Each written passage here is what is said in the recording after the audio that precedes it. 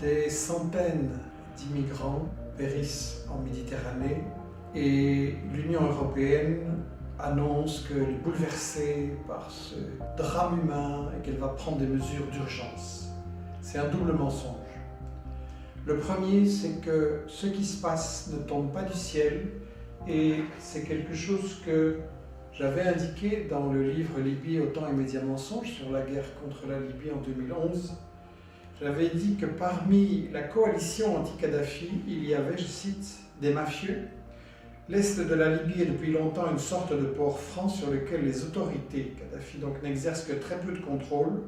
Or, ces 15 dernières années, la mafia locale y a organisé un trafic d'humains de l'Afrique vers l'Europe. C'est un business très très lucratif.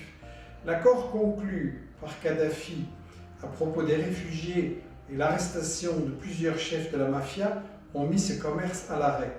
Donc, en renversant Kadhafi, les Européens et les États-Unis ont remis en place la mafia qui se fait tellement d'argent sur le trafic des êtres humains dans la Méditerranée.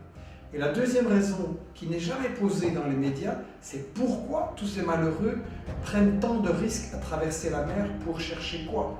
Mais ils cherchent à échapper à la misère qui est créée par qui?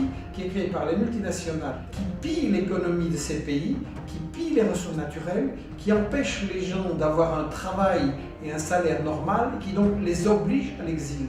Les États-Unis et l'Europe ne sont pas la solution au problème, ils sont la cause du problème, et de ça les médias ne parlent absolument pas.